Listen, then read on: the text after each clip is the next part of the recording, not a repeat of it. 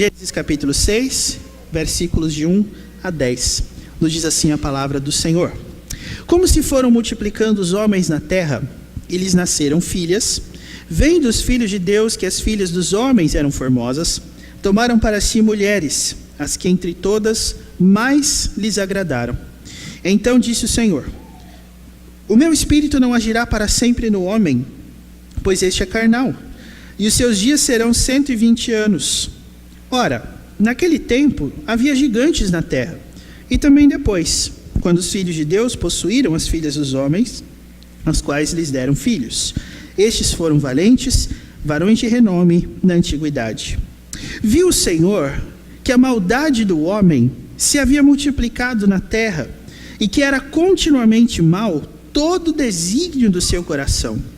Então se arrependeu o Senhor de ter feito o homem na terra, e isso lhe pesou no coração. Disse o Senhor: farei desaparecer da face da terra o homem que criei, o homem e o animal, os répteis e as aves dos céus, porque me arrependo de os haver feito. Porém Noé achou graça diante do Senhor. Eis a história de Noé.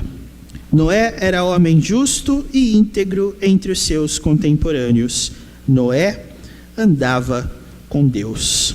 Gerou 3 filhos, Sem, Cã e Jafé. Nos diz a palavra do Senhor, meus irmãos, no versículo 9. Noé andava com Deus. Vamos orar mais uma vez? Querido Deus, nós nos prostramos novamente ante a Tua presença santa, ante a Tua majestade, e suplicamos para que a Tua palavra nos edifique o coração. Suplicamos para que o ensino dela nos seja claro, e tudo aquilo que nos impede de praticá-la seja destruído pela ação maravilhosa do Teu Espírito. Isso tudo nós te pedimos em nome de Jesus. Amém. Meus irmãos, para nós pouparmos tempo, eu quero então ir direto ao assunto no seguinte sentido. Nós estamos defendendo aqui nesse texto que o Espírito Santo age no ser humano. Nós estamos lendo esse texto justamente porque o Espírito foi citado aqui no capítulo 6, no versículo 3, quando o Senhor nos disse: o meu Espírito não agirá para sempre no homem, pois este é carnal. E antes dessa citação ao Espírito no capítulo 6, o último texto da palavra aqui do livro de Gênesis em que o Espírito havia sido citado era justamente o capítulo 1. Você lê lá que o Espírito de Deus pairava por sobre as águas e disse Deus: haja luz, e houve luz. E depois disso você não ouve mais falar do Espírito no livro de Gênesis até o presente momento. Então nós inferimos que o Espírito Santo agia no ser humano de modo livre, de modo independente, mas o fato de Deus resolver dar cabo da sua criação, Ele mesmo parou então de agir no homem por meio do seu Espírito, e a consequência inicial disso foi justamente a redução da sua expectativa de vida. Não entenda, ainda assim, esses 120 anos do versículo 3 de uma forma literal, porque se você for procurar o livro dos recordes ou coisa assim, você talvez encontre alguém que viveu mais de 120 anos, e aí você olha para a palavra de Deus e fala: ué, mas Deus não havia dito que seriam 120 anos os dias de vida do homem? Ora, o que nós temos que levar em consideração, meus irmãos, é que esse relato de Gênesis 6 vem logo após um extenso relato dos descendentes de Adão, sendo que o último deles, no versículo 32, nos informa que Noé tinha 500 anos quando nasceram seus filhos Sem, Cã e Jafé. E aí quando você pega os 500 anos de Adão, ou melhor, de Noé, e compara com o que Deus diz no versículo 3, o que você pode entender é que houve uma drástica redução na expectativa de vida, porque o pecado tornou a terra inabitável durante muito tempo para o ser humano. Hoje nós olhamos algumas pessoas de 30 anos, meus irmãos, e eu digo isso porque o ano que vem, se Deus me der graça, eu chego lá, mas a gente vê pessoas de 30 anos que você olha para elas e você sente compaixão. Ao passo que ao mesmo tempo você vê homens e mulheres de 60, 80, 90 anos que dão um show de agilidade, show de disposição, e andam, fazem caminhadas, carregam peso e tem tudo no lugar.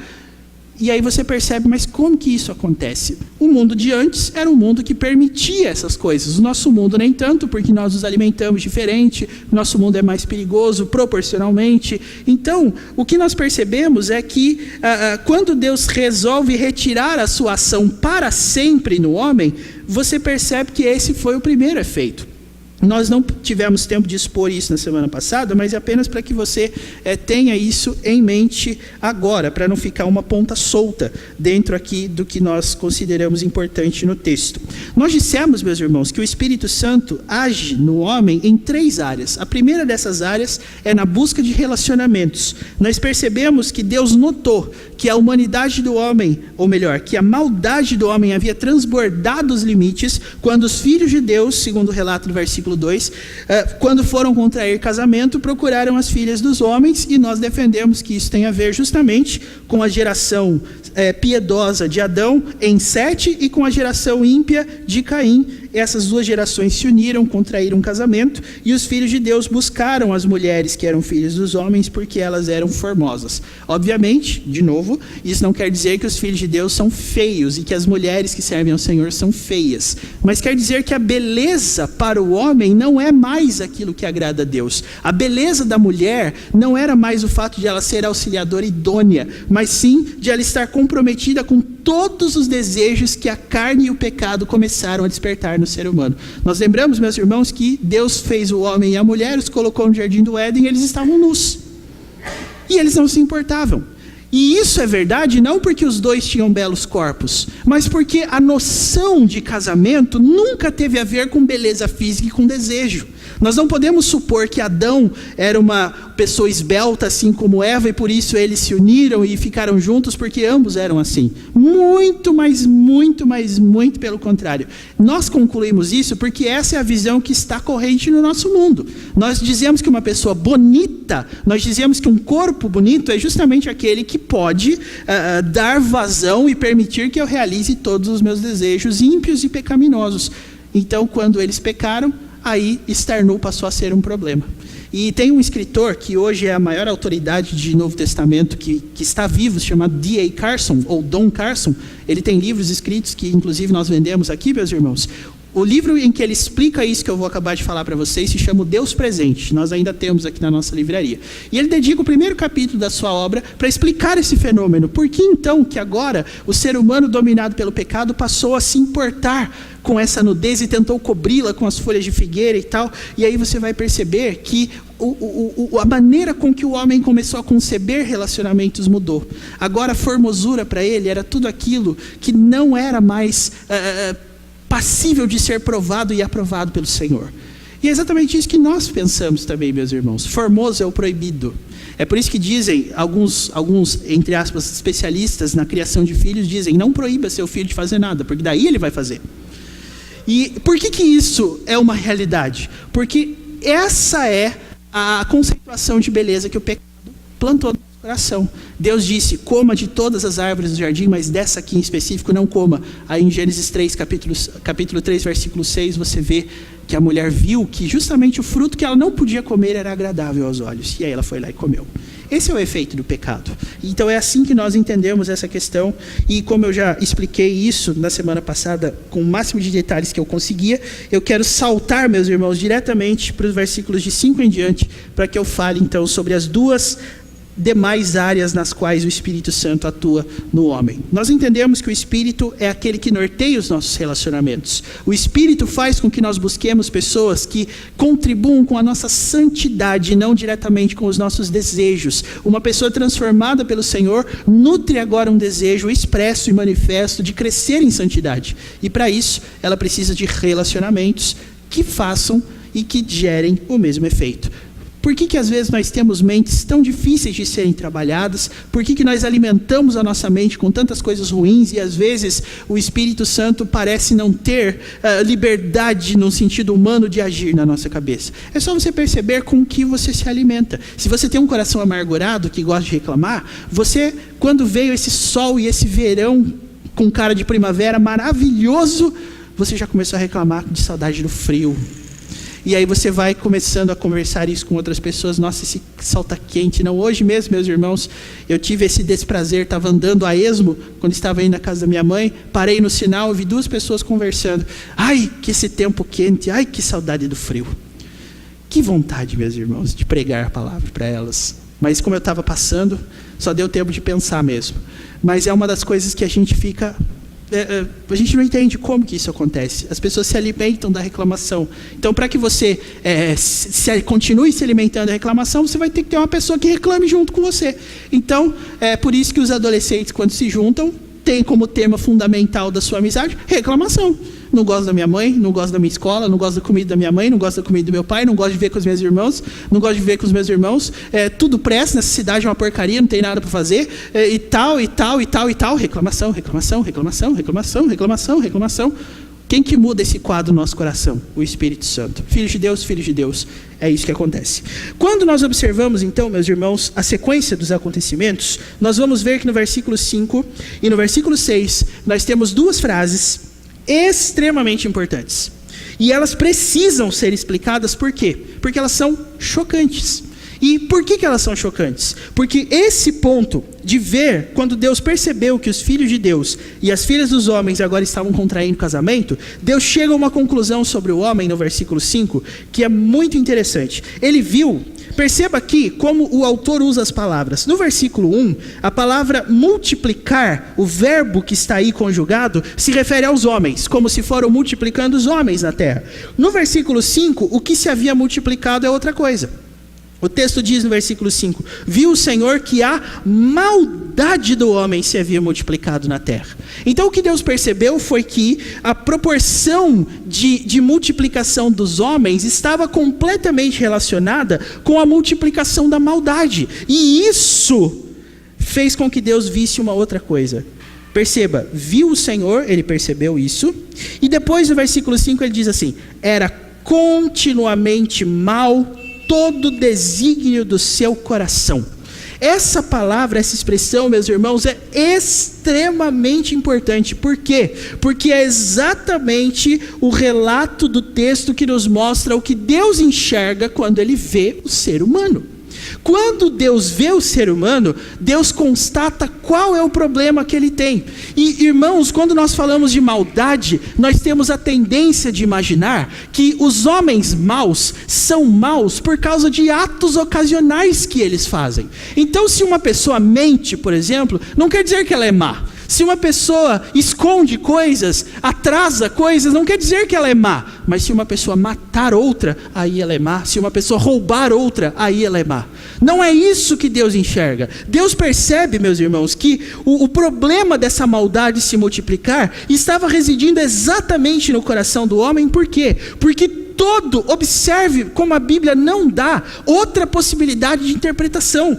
Todo desígnio do coração do homem, ou seja, todo pensamento, todo desejo, toda atitude, tudo isso, segundo o texto, era continuamente mal. E a tradução, meus irmãos, do hebraico que gerou essa frase aqui, continuamente mal, foi eufemizada.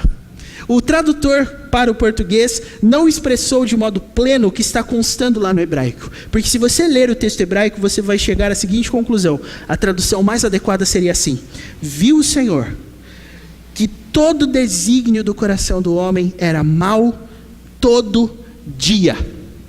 Ou seja, o que Deus percebeu é que o aumento da maldade se devia ao fato de que em todos os dias os seres humanos pensavam, imaginavam e desejavam coisas ruins. Tudo aquilo que aconteceu no Éden, meus irmãos, que foi num lampejo onde Eva observou o fruto, imaginou que comer aquele fruto seria bom, é exatamente esse fenômeno que acontece todos os dias, todas as horas, no nosso coração depois da queda. Nós temos oportunidades de pecar fisicamente, mas só porque o nosso coração se abre para o pecado em todos os momentos da nossa vida. Toca o seu despertador amanhã. Qual é a primeira coisa que você pensa? Eu não sei que horas que você acorda de manhã. Tem uns aí que até compartilho com você um absurdo que eu fiquei sabendo. Tem gente que acorda 5:30 da manhã para fazer academia. Eu não sei o que passa na cabeça dessas pessoas. Mas o fato é que elas acordam de manhã. Mas mesmo a pessoa mais comprometida com o seu... Nada contra instrutor de academia, eu tenho contra quem faz academia. Porque me lembra que eu não faço, né? Então, todas as vezes que você vê uma pessoa que está lá comprometida com um projeto de saúde, com um projeto fitness, e aí essa pessoa levanta lá 5:30, ela não levanta disposta falando assim, oba, chegou a hora de ir para a academia, mas ela diz, Ai, será que hoje nós precisamos ir? É que antes o argumento era tá frio ou tá chovendo, agora tá calor, gente. Qual vai ser o argumento agora? E aí, se você não quer saber de academia, se você também não gosta, bate aqui, eu vou te dar uma outra. Trabalho. Ah, mas... então agora eu vou te dar uma outra, que essa com certeza vai pegar. Escola dominical. Toca o despertador para a escola dominical. E você pensa, ai... A gente faz uma conferência na nossa cabeça, meus irmãos, que dura meia hora. Depois dessa meia hora a gente levanta e fala, vamos, vai. Mas depois de pensar, depois de refletir, depois de imaginar, mas será? Mas eu vou, mas eu não vou. Mas é que, ai, o meu cansado. Isso que eu estou dando a você é apenas um exemplo que você pode multiplicar por um número infinito e você vai ver que é exatamente isso que Deus vê. Isso, meus irmãos, é o que acontece no seu coração e no meu todos os dias. Foi isso que Deus percebeu. E aqui você percebe claramente que Deus, na sua palavra, nos dá uma posição quanto ao motivo pelo qual existem coisas ruins. Por que existe maldade no mundo? Porque existem corações que se dedicam a imaginar formas de maldade todos os dias. Esse é o coração do homem. Às vezes você pensa assim, nossa, mas...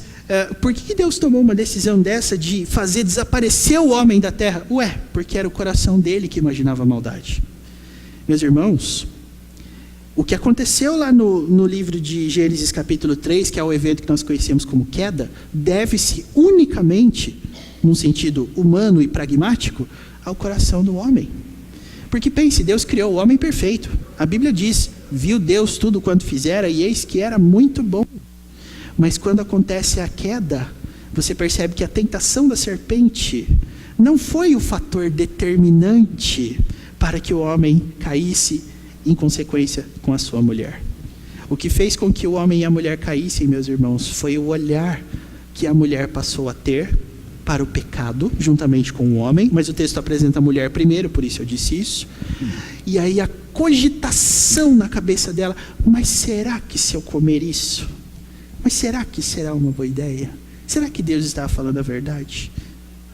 A tentação por si mesma não gera pecado. O que gera o pecado, meus irmãos, é a nossa predisposição em aceitar a tentação. E foi isso que Deus percebeu. Agora, o homem não é mais capaz de evitar a tentação. O homem não é mais capaz de lutar contra os seus desejos, porque ele só tem desejos ruins. É por isso que nós professamos na nossa fé reformada e calvinista, o primeiro ponto dos 5, o T do tulipe, é a depravação total. Total no sentido de que todo o nosso pensamento, meus irmãos, está contaminado. A maldade contaminou tudo que nós pensamos, é o que Deus viu. E repare, Deus viu. O texto não diz Deus percebeu. O texto diz Deus viu. Mas você pode pensar, tudo bem, Deus viu porque Ele pode ver o coração. Mas eu lhe digo uma coisa. Essa é a primeira coisa para a qual seus olhos se abrem quando o Espírito toca dentro de você. João 16:8 nos diz, quando Ele vier, Ele, o Consolador, convencerá o mundo do pecado, da justiça e do juízo. Ou seja, é o Espírito Santo que te dá condições de você ver aquilo que Deus vê quando Ele olha para mim e quando Ele olha para você. É isso que Deus vê. O nosso problema, meus irmãos, não é que nós pecamos porque pensamos ocasionalmente em pecar. Nós pensamos todos os dias em pecar. Se você está lá dedicado a fazer boas ações e você percebe que alguém derrubou a carteira, a primeira coisa que você faz não é assim, moço, só a carteira, mas a gente abre a carteira, a gente vê o que tem dentro, a gente conta, e aí a gente confabula na nossa cabeça, mas será que vale a pena devolver? Mas eu estou precisando. E tem uns até, acredite se quiser, é verdade isso que eu vou falar, tá? Não é verdade igual o bilhete do menininho da escola, não, é verdade mesmo. Tem pessoas que eu já cheguei a ver testemunhos na internet, porque essas coisas da internet viralizam, né? Uma pessoa estava lá pedindo oração na igreja dela, parece piada, mas é verdade. A pessoa estava lá pedindo oração na igreja dela, ela não tem dinheiro para pagar uma conta, de repente ela acha uma carteira na rua, que era exatamente o que ela precisava. O que ela fez? Deu glória a Deus, que foi Deus que deu dinheiro para ela. Deus abençoou a vida dela com uma carteira perdida. Mas por que o ser humano consegue chegar a uma conclusão dessa? é porque o coração dele é continuamente mau. Todo desígnio dele é continuamente mau, é mau todo dia. Meus irmãos, não tem outra forma de entender isso. Se nós não percebermos que o mal reside dentro de nós, nós não vamos nem entender o porquê. Nós precisamos da casa de Deus e da ação do Espírito. Porque é para isso que o Espírito abre os nossos olhos. A função principal do Espírito não é distribuir dons à igreja. A função principal do Espírito é abrir olhos. O Espírito Santo não está onde existe agitação. O Espírito Santo não está necessariamente onde existe emoção. Mas o Espírito Santo está onde os nossos olhos se abrem para ver a mesma coisa que Deus enxergou. Meus irmãos, ter a visão de Deus é uma grande responsabilidade. Um grande privilégio também, mas é uma grande responsabilidade, porque quando você diz que você quer ter o coração de Deus, que você quer ver o que Deus vê, que você quer amar o que Deus ama, você vai ter que amar o que Deus ama, você vai ter que ver o que Deus vê, você vai ter que odiar o que Deus odeia. E isso tem que ser explicado porque existem correntes, tanto sociológicas quanto teológicas, que afirmam que tudo bem, o ser humano está doente, mas não a ponto de recusar ajuda médica, que foi uma heresia conhecida na história da igreja como pelagianismo. Se você propor ao homem a solução, se você dizer a ele, olha, você tem escolha, você pode mudar a sua situação se você quiser, o homem vai lá e vai mudar. Eu quero dizer para você que não é só a teologia que rejeita essa tese, mas a prática também. Chegue para uma pessoa que comete pecado e diga para ela, pare de pecar porque isso faz mal para você. Ela vai parar de pecar. Chegue para um filho desobediente e diga para ele, pare de reclamar da vida. Ele vai parar. Chegue para uma pessoa que você conhece e diga para ela, mude de vida, saia desse universo que está consumindo a sua alma, consumindo o seu corpo. Essa pessoa vai sair? Por que não vai sair? Porque o Senhor viu que é isso que existe dentro do coração de cada ser humano. Meus irmãos, não vai haver transformação sem que nós enxerguemos a mesma coisa que Deus viu. É isso que você vê quando você se vê, porque é isso que Deus vê quando Ele te vê. A segunda coisa que nós temos que dizer, meus irmãos, é a frase do versículo 6. Essa frase já deixou muita gente de cabelo em pé, muita gente crente, muita gente piedosa, porque a Bíblia afirma claramente que Deus não é homem para mentir e nem filho de homem para se arrepender. Mas o que é que está escrito em Gênesis 6:6? Então se arrependeu o Senhor.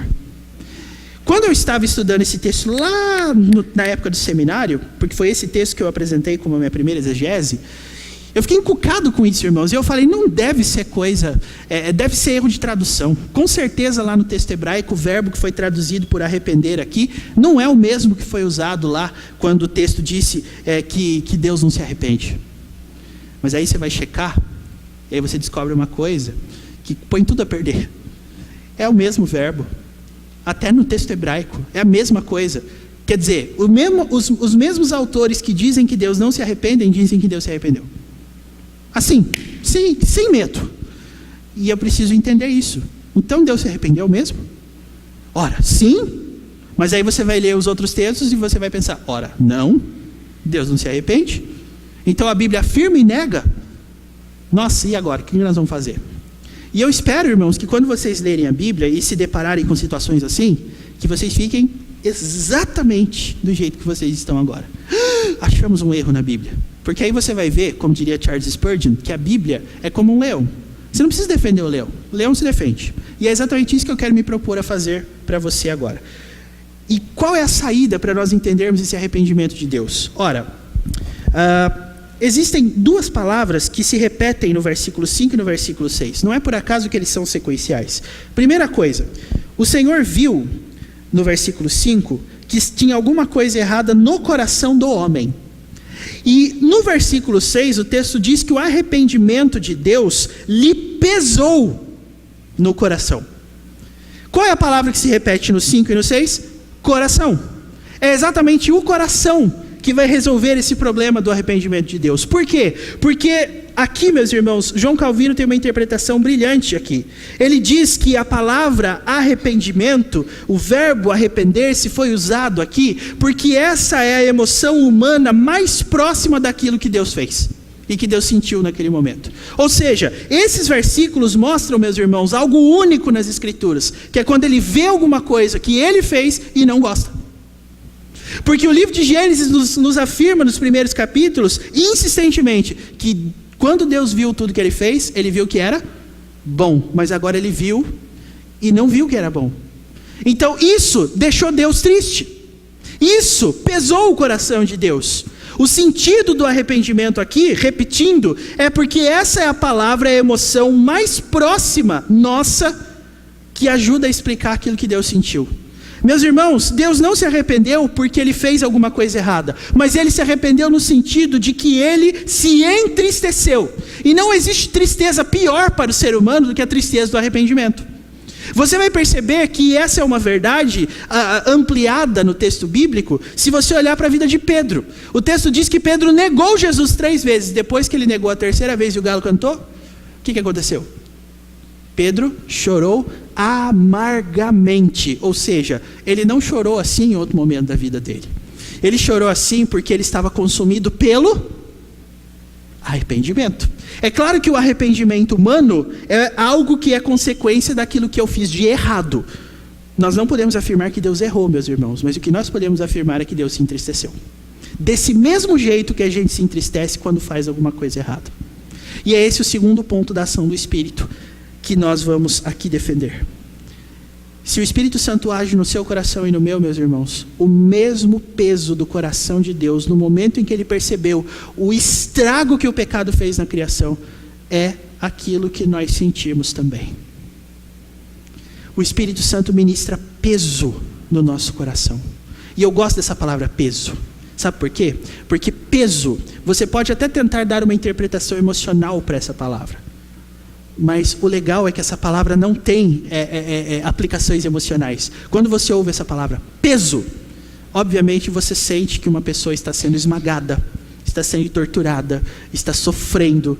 E é exatamente a origem daquilo que Jesus falou assim, ó: vinde a mim todos os que estáis cansados e sobrecarregados, e eu vos aliviarei. E aí Jesus diz assim, ó: o meu fardo é leve. Percebe? Esse é o ponto. O contexto daqueles versículos me faz concluir que é exatamente disso que os autores estão falando. O peso, meus irmãos, é exatamente aquela sensação de que existe algo sobrecarregando você. E saiba, quando você se sente assim por causa de algo errado que você fez, isso deve causar em você a maior alegria de todas, porque é isso que vai conduzir você para o arrependimento. Quando você tem um peso nas costas, você vai querer se livrar dele, correto? Agora, talvez você olhando para tudo isso possa perguntar: mas às vezes, pastor, eu peco e eu não sinto esse peso. Qual é o problema? O problema é justamente tão chocante quanto a frase. Meus irmãos, a nossa natureza pecaminosa joga com o Espírito que habita em nós, se somos convertidos, exatamente nesse ponto. O pecado é um peso e torna o coração de Deus triste, mas o nosso coração não se entristece e não se sente pesado no momento do pecado. A ministração do Espírito é aquilo que dá as boas-vindas a você ao mundo de Deus. E o mundo de Deus é um mundo que se entristece com o pecado. Logo, se você não se entristece pelo pecado cometido, isso se deve ao fato de que o Espírito Santo não habita em você. E é por isso que eu disse que é importante pensar nisso. Porque é impossível, meus irmãos, o Filho de Deus ter consciência limpa quanto ao pecado. Por mais que ele diga, eu estou bem, ele sabe que ele não está. Por mais que ele diga, está tudo ótimo, ele sabe que ele não está. E eu recorro aqui novamente ao Salmo 51. Davi escreve lá: não retires de mim o teu Santo Espírito.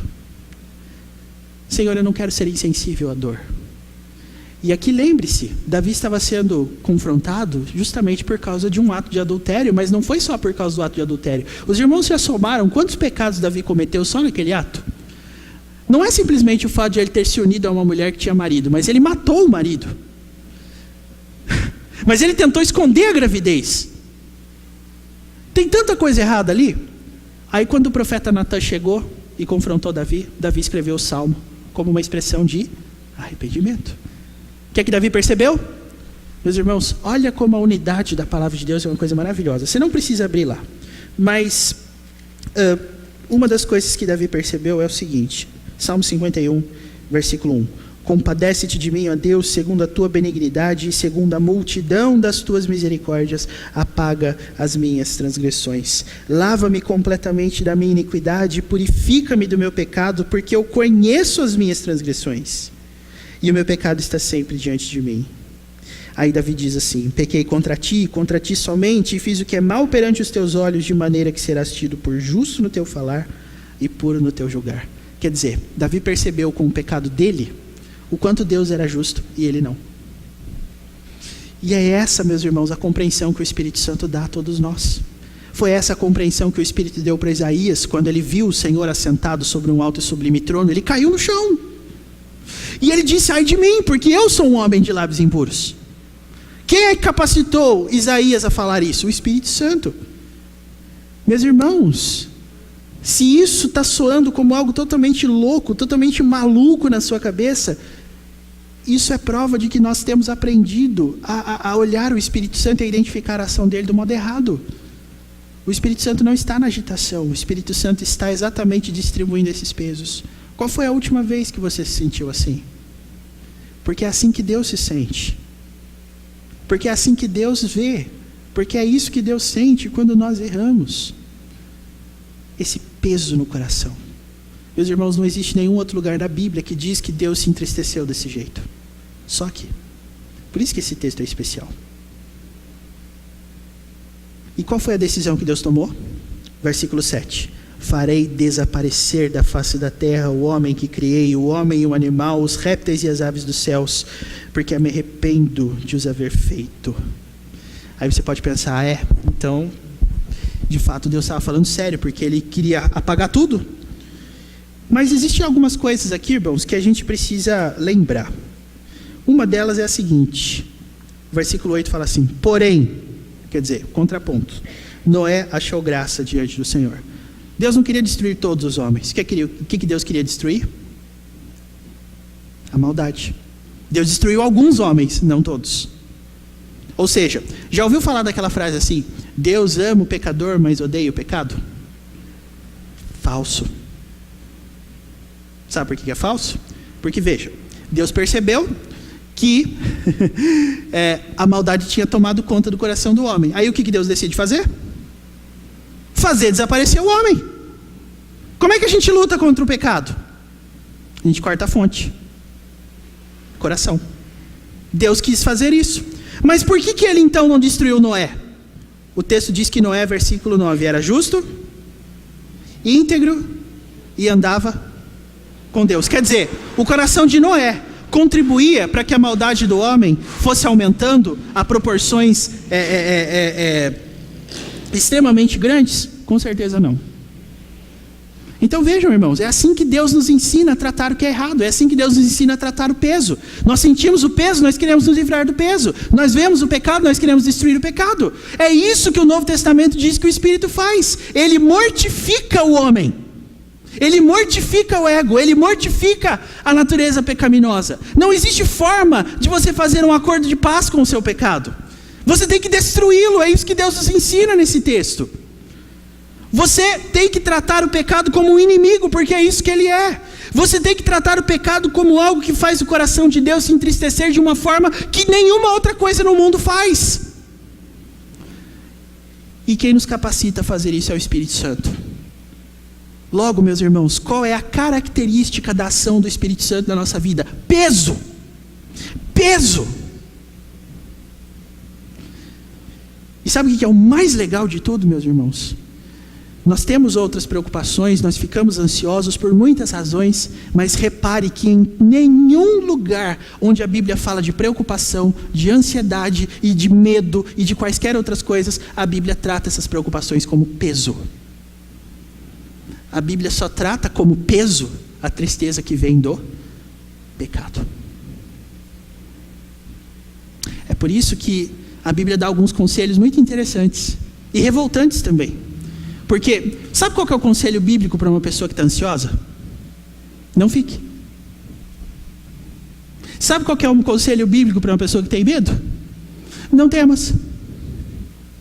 Sabe qual que é o conselho bíblico para uma pessoa que está chorando? Não chores.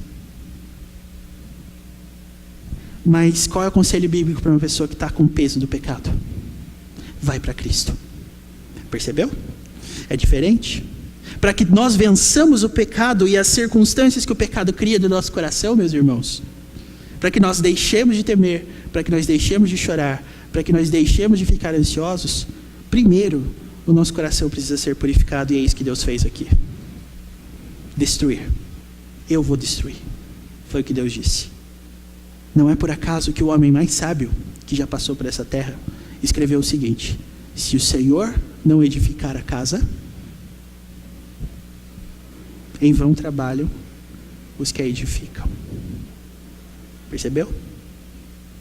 Para que Deus construa o seu ser divino dentro de nós, Ele tem que destruir o que existia lá. E foi isso que Deus fez aqui. Deus não queria destruir o ser humano. Deus queria destruir a bondade, a maldade. Foi por isso que Noé foi poupado. Ele era justo. Gente, que texto lindo, né? E como o tempo passa, me permita correr, porque hoje eu quero acabá-lo. O segundo ponto da ação do Espírito Santo, além de nos guiar pelos nossos relacionamentos, é nos guiar, meus irmãos, pelo peso do pecado. Pelo peso do arrependimento. Olha, você e eu erramos muitas vezes. Talvez você esteja convivendo com erros que você cometeu há muito tempo, mas que até agora estão ali, presentes no seu coração, e estão, às vezes, sufocando você, estão tratando você como alguém que está preso. Você só vai conseguir vencer isso com a ministração do Espírito Santo. Quando você chegar diante de Deus falando assim: Deus, eu errei. Tira esse fardo da minha cabeça. Você vai continuar convivendo com isso até o momento em que você estiver diante da cruz de Cristo e ser perdoado. E meus irmãos, aqui novamente, nós recorremos aos puritanos. Por quê? Porque o primeiro livro mais vendido no mundo, entre os cristãos e fora do ambiente cristão, se chama a Bíblia. Sabe qual é o segundo livro? É uma história de um puritano chamado John Bunyan, cujo título é O Peregrino. Qual que é a história desse livro? Ele é maravilhoso. Se você quiser sair daqui e procurar na internet lá, porque hoje esse livro é domínio público, você não precisa comprá-lo, leia essa história. Qual é a história do livro Peregrino? O Peregrino é o nome de um personagem, o Peregrino, e ele morava na cidade da destruição, e ele recebe uma carta falando assim: fuja da ira que virá. E sabe qual que é o detalhe mais impressionante desse texto, meus irmãos? Aquele peregrino tinha um fardo. Aquele peregrino tinha um peso nas suas costas. E no momento em que ele encontra a cruz de Cristo, o fardo cai do seu ombro. E ele agora, de peregrino, passa a ser um cristão. O nome dele muda no livro, porque agora ele está a caminho da cidade celestial.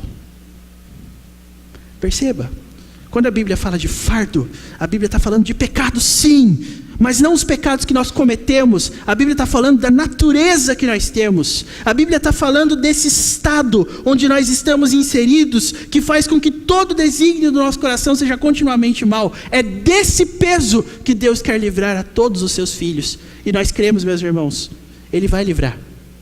E é exatamente isso que eu quero deixar para você no ponto final aqui do texto, nos versículos de 8 a 10. Agora nós somos introduzidos ao terceiro ponto da ação do Espírito Santo na nossa vida. E essa ação, meus irmãos, está clara no versículo 8. Noé achou graça diante do Senhor.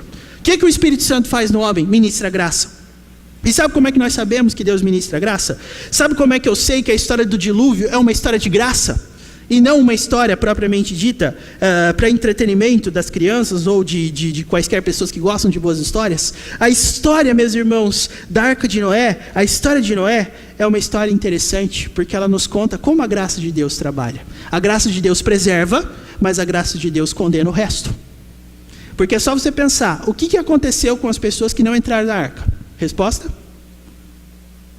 Morreram afogadas. Entenda. E morreram afogadas por quê? Porque essa era a descrição do coração delas.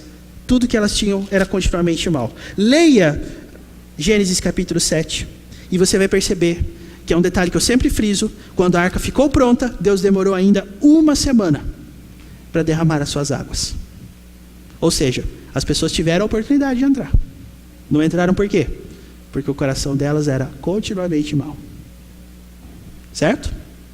Então não foi um ato arbitrário de Deus, não. Ele deu todas as chances. Ele fez Noé demorar 100 anos para construir a arca, e depois desses 100 anos, ainda 1 semana para derramar as águas do dilúvio. Todo mundo teve chance. Todo mundo. Mas por que o homem não foi? Coração mau. Mas, irmãos, a história do dilúvio tem uma história curiosa. Ela é curiosa por quê? Porque depois que o dilúvio acaba, lá no capítulo 9, sabe o que nós descobrimos? Que Deus faz uma promessa. Que Ele nunca mais faria com que o mundo acabasse em água. Mas o que nós observamos no livro de Gênesis não foi que Deus parou de destruir coisas.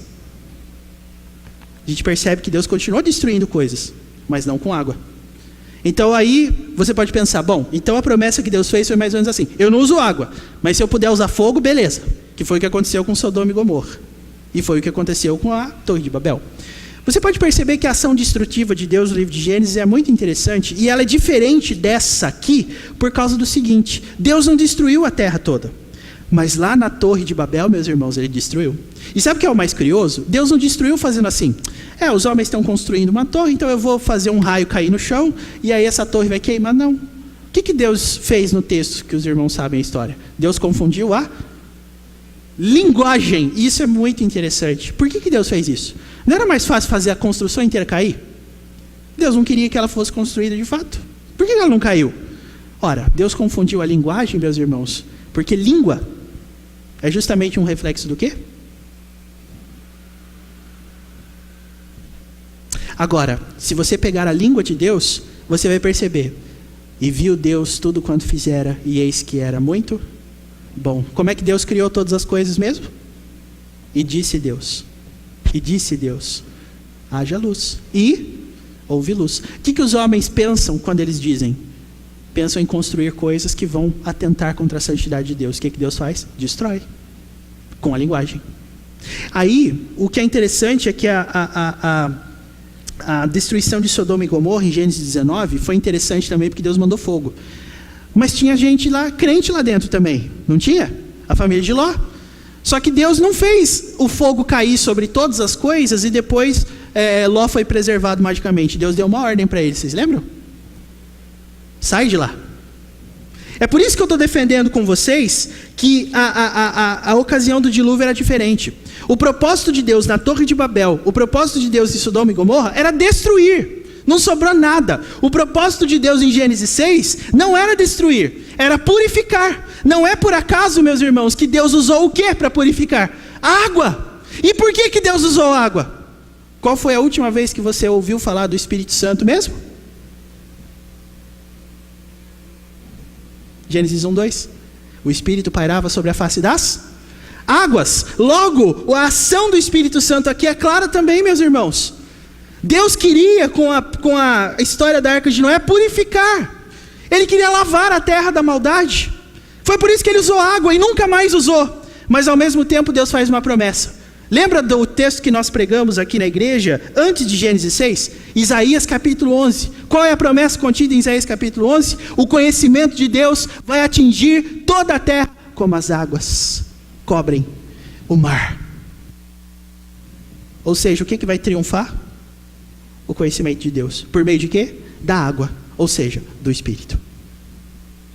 Meus irmãos, a ministração de graça da parte de Deus é muito clara em todos esses elementos do texto. Deus usou água porque o caráter único da sua ação era purificação. Então Deus destrói aquilo que Ele não cria, aquilo que os homens criam, mas aquilo que Ele cria, Ele transforma, Ele renova.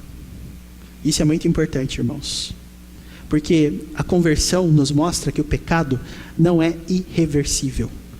Quando nós nos convertemos, nós continuamos com o mesmo corpo, com a mesma mente, com as mesmas mãos, com os mesmos olhos. Se o que o pecado fez com a terra fosse algo tão terrível, então Deus teria que criar uma outra terra para Noé morar. E de certa forma foi isso que Deus fez, através das águas purificadoras do Espírito.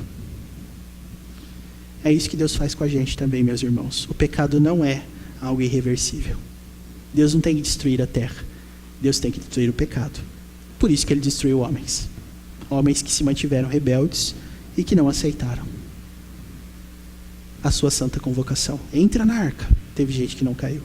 Teve gente que não entrou. O que aconteceu? Morreram afogados.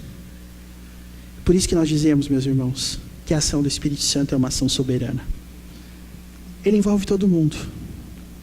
Mas não são todos que respondem ao seu apelo. Teologicamente, nós entendemos por quê. Deus tem um plano de só salvar alguns. Mas veja, nessa história está muito claro que Deus chama todos. Que Deus convoca todos. Mas em apenas alguns ele percebe a ação do seu Espírito. E é por isso que eu quero dizer a você, com todas as letras, aprenda a enxergar a ação do Espírito Santo internamente. Uma igreja cheia do Espírito Santo, meus irmãos, é uma igreja que, primeiro, tem relacionamentos que agradam a Deus. Segundo, tem peso de arrependimento. Terceiro, é sinônimo da graça de Deus. Só o Espírito pode fazer isso. Então não meça a sua comunhão com Deus se você se emociona ou não no culto. Meça a presença do Espírito de Deus se ele está produzindo arrependimento, se ele está produzindo peso, porque é ele mesmo que vai tirar de você esse peso. São assuntos espinhosos, eu entendo, porque lidar com culpa nunca é confortável, eu sei que não é. Mas, meus irmãos, a única maneira de nós nos livrarmos do fardo é quando nós estamos ao pé da cruz. E quem é que nos leva até o pé da cruz? É o Espírito Santo. É isso que ele faz, é isso que ele age. E aqui, irmãos, me permitam eu não vou dizer uma torcida, porque isso pega mal. Parece que eu estou tentando fazer o texto dizer uma coisa que ele não disse. Mas reparem no que Deus diz no versículo 3, para encerrar. O meu Espírito não agirá para sempre no homem, pois este é carnal. O que essa frase quer dizer? Não quer dizer que Deus retirou a ação do Espírito de uma forma que ninguém mais a tem. Mas eu entendo, meus irmãos, que Deus está dizendo aqui, no capítulo 6, versículo 3, que o que ele está fazendo é exatamente segurar a ação do Espírito. Ele vai continuar agindo, mas não para sempre, e não em todo mundo. Prova disso, Deus salvou Noé, Deus condenou o resto. O que é isso? Doutrina da eleição. Deus é soberano para salvar quem ele quiser. Isso tudo porque a gente só está em Gênesis. Mas você percebe que quando o Novo Testamento fala do Espírito Santo, caminha por todas essas direções? Então eu espero, meus irmãos, que essas exposições estejam olhando, estejam tendo lugar no seu coração exatamente nesse sentido. Consiga enxergar a ação do Espírito Santo internamente. E que a nossa igreja seja cheia do Espírito Santo, transborde do Espírito Santo. Até, observe a figura de Paulo, não é? Seja cheio do Espírito Santo. Como é que a gente vai ser cheio? A ideia de Paulo é como se nós fôssemos recipientes e esse recipiente estivesse sendo gradativamente sendo enchido. E o que a gente vai usar para encher aquilo ali? Algo líquido. Água. Qual é o pedido de Davi lá no Salmo 51? Purifica-me. Lava-me. Água. Água. Quando Jesus conversa com Nicodemos, ele diz assim: você tem que nascer de novo. Você tem que nascer da água e do Espírito. Água e Espírito. Entendeu? Então é por isso que Gênesis 1:2 fala que o Espírito estava pairando sobre as águas. É porque a coisa que mais lembra o Espírito Santo na Bíblia é água. Agora, meus irmãos, água serve para refrescar? Lembra disso, hein? Água serve para refrescar. Água serve para lavar. Mas a gente também pode se afogar. E foi literalmente o que aconteceu aqui. Não ouvir o Espírito Santo vai fazer com que a presença dele seja condenação para a sua vida. Porque não acreditar nele não significa que ele não existe. Então, antes que você seja afogado pelo Espírito Santo... quer ver uma outra coisa interessante? Como é que Deus livrou o seu povo do Egito mesmo? Ecos e ecos e ecos e ecos da ação do Espírito Santo, não é? Abriu-se o mar, o povo passou. Exército egípcio passando no meio do mar. O que acontece? O mar fecha. Quer dizer, o Espírito Santo não é para todo mundo. Por isso que eu lhe digo, Ou você é lavado pelo Espírito Santo, ou essa mesma água vai te afundar no dia de Cristo. Então tenha cuidado, porque o recado está sendo dado. E que o Espírito Santo mesmo aplique essa palavra aos nossos corações em nome de Jesus. Amém.